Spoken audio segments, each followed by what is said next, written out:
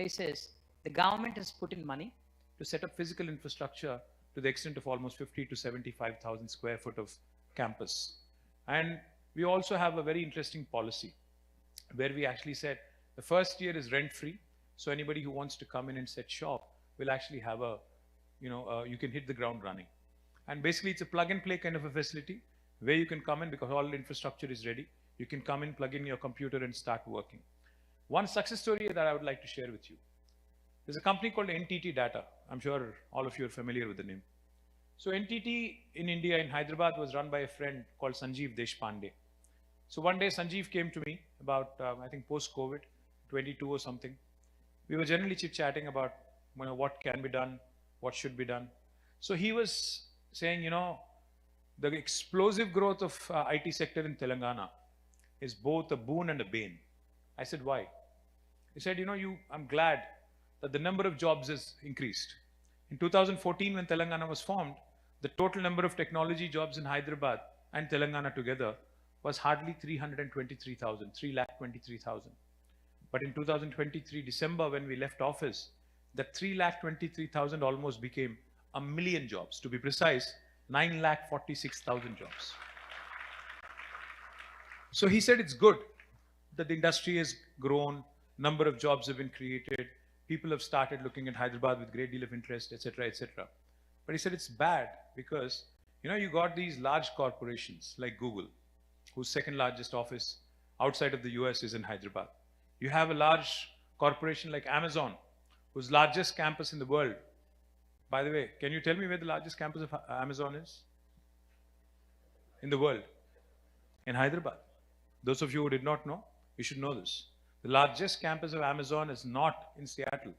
It is actually in Hyderabad. It's a 3.3 million square foot campus. Again, that happened in about 2015-16. Likewise, the largest campus of Meta outside of the US is in Hyderabad. The largest campus of Apple outside of the US is also in Hyderabad. The largest campus of Uber, Salesforce, ServiceNow, Medtronic, and the list goes on, Novartis. All of these guys have moved to Hyderabad between 2014 to 2020. In 6 years flat after the formation of new state of Telangana, all these guys have come in creating thousands of jobs. But the downside is now NTT Data and all the small IT companies, which possibly don't have the same brand leverage, brand image as that of Amazon or Google, etc., have to compete. Have to compete with the likes of Amazon, Google to retain your employees. The employees you worked hard to train, the employees you've invested tons of money in training, you're losing to Google and Amazon. So this was the question Sanjeev was asking me. He said, I'm glad Amazon is here. I'm glad Google is here. I'm glad all these big companies are here, which have created a brilliant ecosystem. They come in with their suppliers, they come in with their partners, vendors, etc. But how do I compete with them? Each of them is paying huge money. And of course, there is a lure of working for a big brand. How do I compete? So then we had a heart-to-heart conversation. I asked Sanjeev, I said, why do you have to do all your business in Hyderabad? Because, I come from, I'm a guy who was, born in Karimnagar but raised in Hyderabad for a large part of my life. But I do know that when I moved from Karimnagar, which is where I actually was educated till 3rd and 4th grade, when I moved to Hyderabad, I had a bit of about a 6-month window to adjust, to actually kind of sort of upgrade myself, to talk the lingo of the boys and girls in my school in Hyderabad. Likewise, I know that when a young student, engineering student or otherwise a graduate student moves from a tier 2 town to a tier 1 town, I know that they have more to prove to themselves and to the rest of the world. So there's more fire in the belly. There's more aggression. There's more passion to do what they would like to do. So I convinced Sanjeev, because Sanjeev is also from a tier 2 town. He's from Adilabad. Adilabad is almost about 300 kilometers from Hyderabad. It's to one corner of Telangana. It's closer to Nagpur than it is to Hyderabad. So I asked Sanjeev, I said, why don't you do something in your own hometown? There are enough and more graduates in Adilabad. Why don't you set up NTT Data in Adilabad? He was very hesitant. He said, no, I think the students would rather move to Hyderabad or Bangalore or Pune. I don't think they would be in Adilabad. I said, why don't you try? He said, okay, let me try. And he started with 50 people. He started a small center with 50 people. And 3 years later today, I'm happy to share with you, in Adilabad, NTT subsidiary has grown to 500 people and it's still thriving. The point, ladies and gentlemen, I'm trying to make to you, a huge opportunity awaits you in India and tier 2 towns of India. Please consider it, because Amazons and Googles of the world are not going there. It is you guys who can go there. It is you guys who can actually create a brand there. I have another brilliant story to narrate to you, and that gentleman is sitting right here. Vamshi, I think you just should say hello to everybody. Please get up. This is Vamshi Reddy. Of course, he did not get the dress code memo today, so obviously he's not wearing a jacket like most of you. Now, Vamshi is an entrepreneur.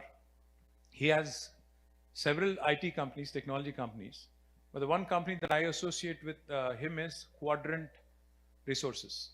Now, Quadrant is a company, again, headquartered in Seattle here.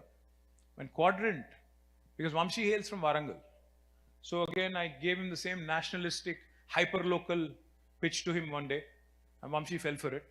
So he built, no, I said in a good way, fell for it in a good way.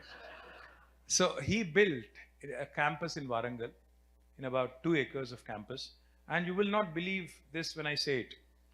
That campus is possibly as good as the one he owns in Seattle in the US, United States of America. In 2 acres, he's truly built a world-class campus, and I have inaugurated it myself. And I have to tell you, he is certainly trying to give back, of course, with a lot of passion, with a lot of commitment, with a touch of compassion, I guess, also, back to his home city, hometown, and he's doing really well. Likewise, I would appeal and urge to all of you. Governments across India, as Anju was saying, are very keen to engage with you. So I'd hope IT Serve will continue to engage with Maharashtra, Telangana, Tamil Nadu, Andhra Pradesh, and all the states that are willing to work with you. That is possibly one way of ensuring that your growth continues, your momentum continues. The second thing I will tell you also, see, I've traveled the world. I've been to the first world, the US, the UK, Japan, Germany, and all the other, popular Western European countries as well. One thing I do remember, one thing I do believe strongly, is that while India is about 2 to 3 decades behind in terms of infrastructure creation, in terms of general appetite for spending on works that will really create long-term value for the country, the day is not far when we will also have high-speed rails. What that eventually will do is, when you have a train running at 200 kilometers per hour, or probably 250 or 300 kilometers per hour, then it does not matter if you live in Hyderabad or Adilabad. You'd probably be living happily in Adilabad in a larger villa, just like the ones you have in Dallas here. A large villa, maybe in a couple of acres, and then continue to commute to Hyderabad within an hour. You can work there, go back home in the evening, enjoy with your family a quality of life. Likewise, I do believe high-speed rail connectivity is going to be one of the biggest investments from the union government's perspective as well over the next 1 to 2 decades. While that happens, please don't, for that to happen, please start building your own story.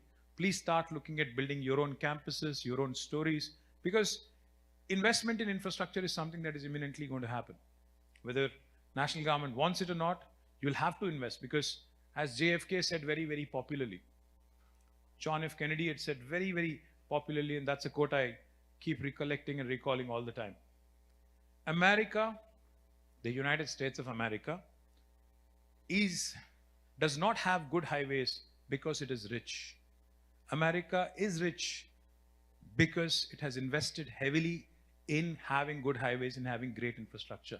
There is no substitute, to growth than investing in infrastructure. And I think that is something all state governments in India, the union government in India also has recognized, and therefore is bound to invest. My appeal to all of you, I know the challenges that you currently are facing. I know that the service levels are going to go down with the kind of restrictions that are being imposed. I know that your bottom line will possibly suffer with the kind of restrictions that are being imposed. I also do know that offshoring might increase because of all the restrictions that are being imposed. I also do know that business will suffer in the short term. Diversity is going to come down in the employee pool. Also, a lot of other possible things that I can't conceptually think of right away might also happen. But therein lies the silver lining. You have something to latch on to back home. And progressive state governments, progressive union governments in India and elsewhere are looking forward to working more closely with you. I do believe that DevOps, I was talking to a couple of my friends last night, most of the programmers are worried that they might lose their jobs. Most of the guys are really worried that upskilling and reskilling might not help them.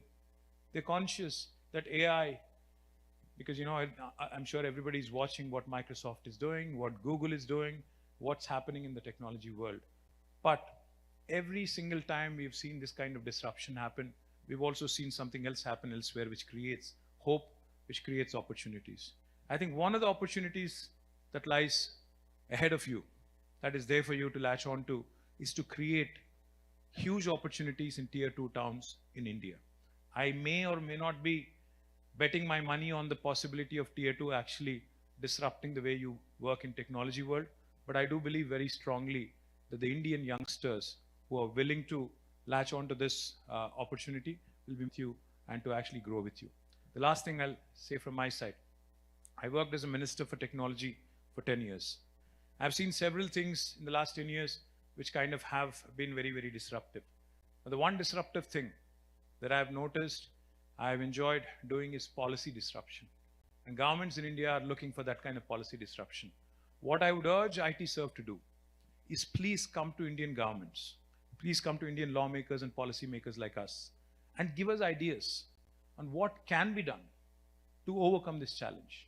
Because right now, I think most governments in India are clueless on what is likely to happen. Today, one of my friends was discussing the possibility of upskilling our youngsters with the advent of AI. How can we actually ensure that people stay ahead of the curve, continue to remain skilled, continue to remain equipped with ideas and knowledge that will make sure that they don't lose their jobs in this competitive world. So one of the things we can do together as IT Serve and possibly lawmakers, governments back home is create a vision document on how we could possibly help our youngsters constantly upskill, constantly reskill, constantly stay ahead of the curve so that they actually don't fear what is ahead of them. So thank you very much for this opportunity. Thank you for hosting us. I have fond memories of Dallas from 2015, 2022, fond memories of meeting with all of you. And I do look forward because I know for a fact that 2.5, 3 years from now, I'll be speaking again to you in Dallas as a minister for technology. So therefore, thank you. Now that's the sort of vote of confidence I like.